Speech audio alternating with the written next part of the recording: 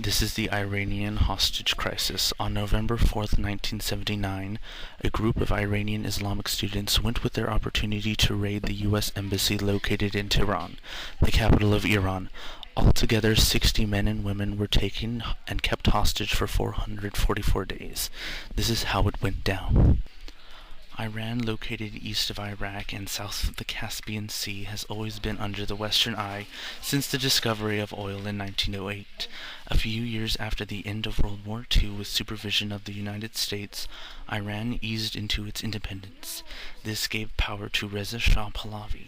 Few opposed his new leadership, including Mohammad Mossadegh, who was thought to be a communism influence, and in 1963, when Ruhollah Khomeini was exiled to Iraq after a small uprising was successfully suppressed. Now January 16th, 1979, 2 years after Carter called the Shah an island of stability, and major treason filled Iran with protests calling the Shah anti-Islamic, treason grew ever more in his country. The Shah had very few choices but chose to flee his country into nearby Egypt. Not until the Shah was safely in Egypt did Khomeini return to cheering crowds in Iran after his 16 years spent in Iraq. Few months passed and the U.S. reacted passively when the Shah had suddenly fallen sick and requested entrance to America. Reluctantly, Carter allowed the Shah to enter America. This lit the fuse of the Iranian people. On November 4th, 1979, Iranian students overran the U.S. embassy. They were unfortunately successful in capturing 60 American hostages.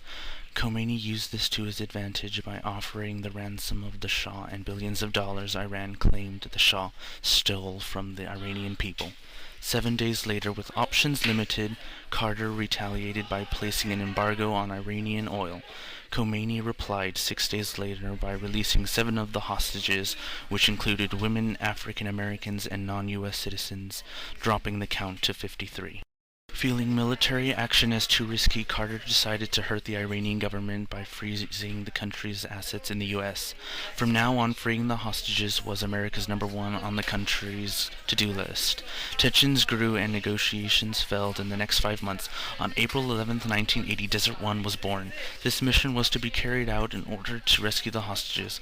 Luck was not on the American side, however. The mission was forced to be aborted before any of the hostages were saved.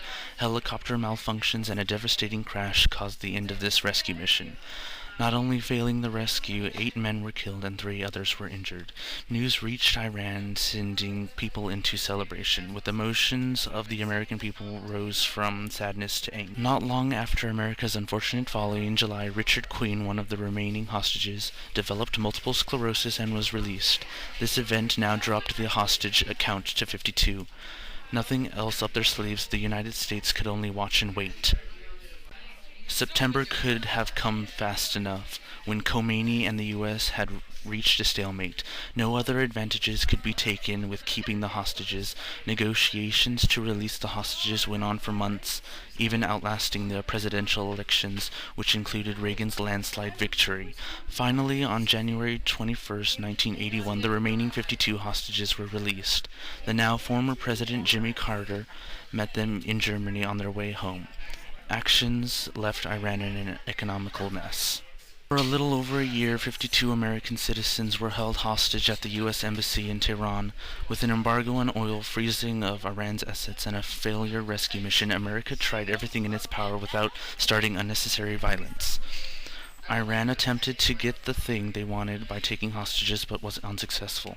With the American hostages now back at home, this country came out of the Iranian hostage crisis unscathed, while Iran had suffered economic loss.